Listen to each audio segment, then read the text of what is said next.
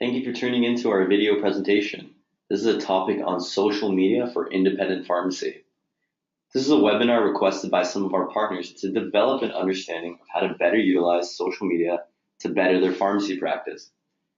This segment is the first part of 3 parts where we will start off by introducing social media into pharmacy practice, followed by our second part on the topic of Google My Business and Facebook pages, followed by a third part which speaks to some of the considerations for success.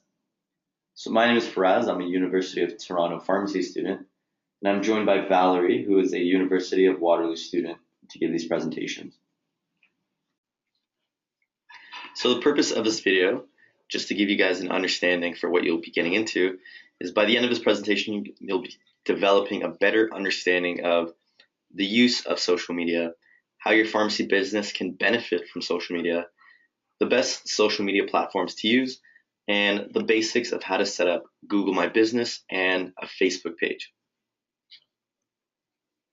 So the outline for our presentation is as follows.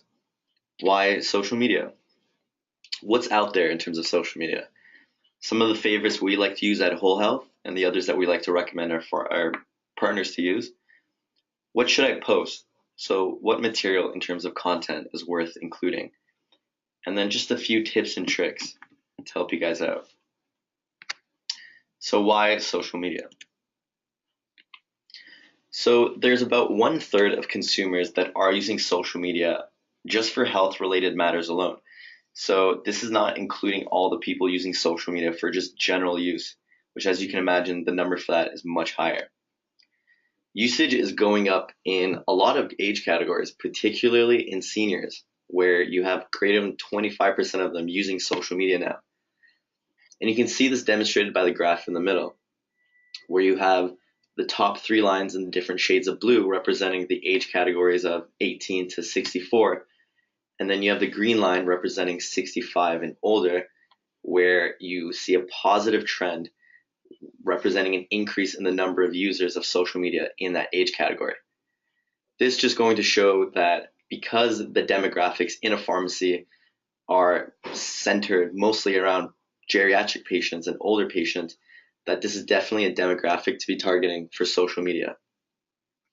As well, being online adds credibility to your business and it allows for greater connectivity to your patients. So relating social media and the pharmacy.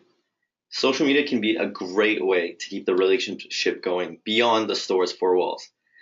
In some cases, while it's a low cost to advertise, it might even be free as well, depending on the social media you choose to use, whether you're advertising your services or any other offerings you have.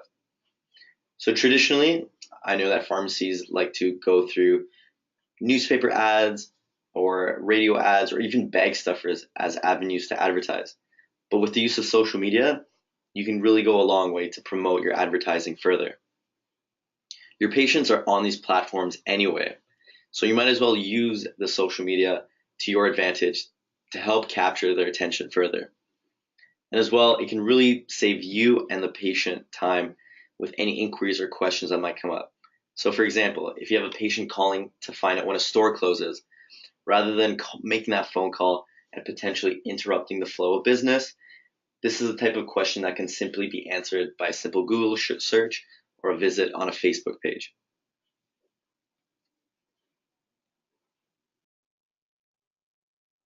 So what kind of social media platforms are out there? Now we will go through a review of the most common social media platforms. Probably the most relevant for Canadian pharmacies would be Facebook, with 1 billion active users. It is a social sharing site that allows for communication, such as events and relevant articles with consumers in a non-obstructive way. The second most relevant social networking site for Canadian pharmacies would be Instagram. However, that does tend to capture a much younger audience. So depending on the demographic of your pharmacy, you can decide which social media platform is most relevant. Another social media platform is Twitter, which limits your posts to 140 characters, so you can share shorter posts and article links.